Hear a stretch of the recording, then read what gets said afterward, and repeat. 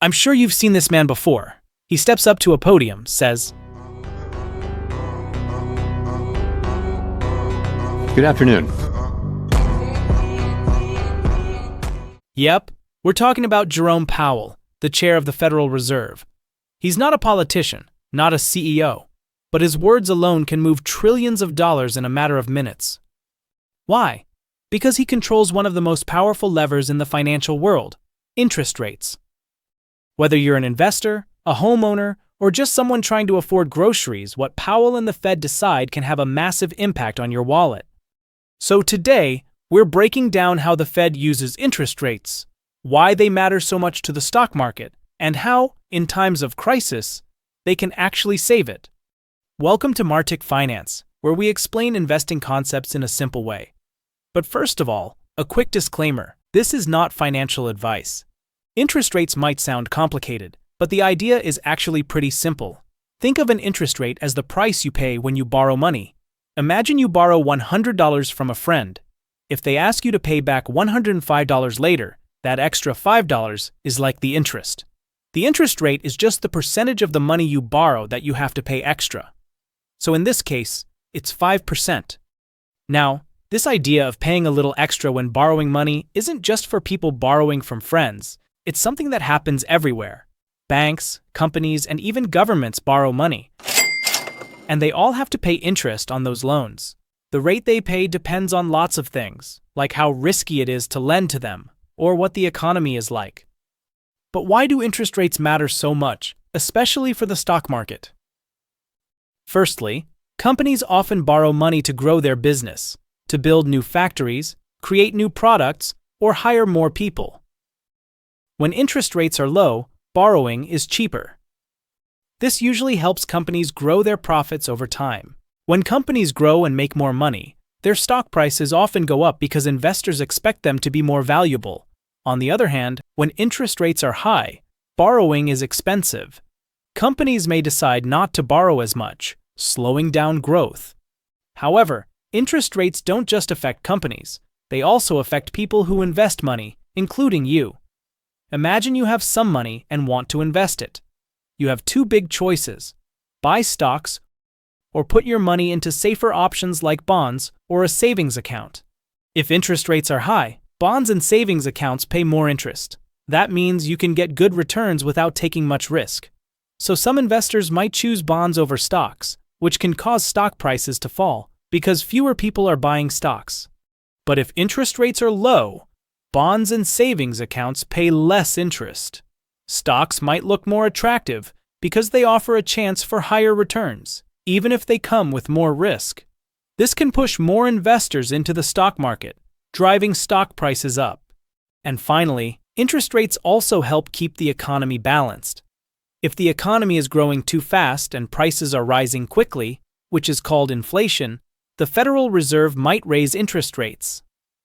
If the economy is slow or shrinking, the Fed might lower interest rates to encourage borrowing and spending. This helps businesses grow and keeps people working. The Federal Reserve, or the Fed, is the central bank of the United States. One of its most important jobs is to control interest rates to keep the economy stable and growing. But the Fed doesn't just pick a number and say, "This is the interest rate now." Instead, it uses several tools to influence interest rates in the economy.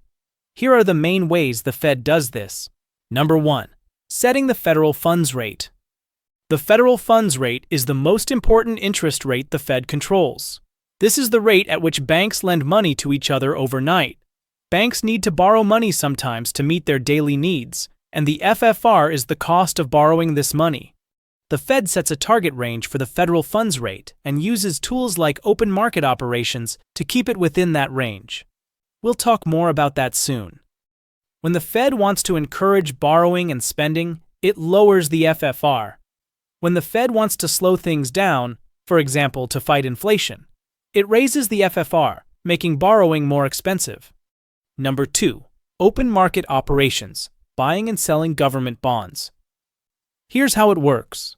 When the Fed buys government bonds from banks or financial institutions, it gives those banks money in return. This increases the amount of money banks have available to lend, which lowers interest rates. When the Fed sells government bonds, banks pay money to the Fed, reducing the money they have available to lend. This can increase interest rates. Number 3. The discount rate. Besides borrowing from each other, banks can also borrow directly from the Fed at what's called the discount window. The interest rate the Fed charges banks for these loans is called the discount rate.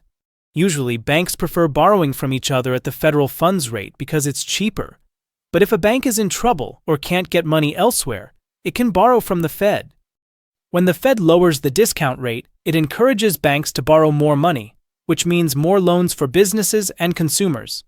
Raising the discount rate does the opposite. And finally, number 4, reserve requirements.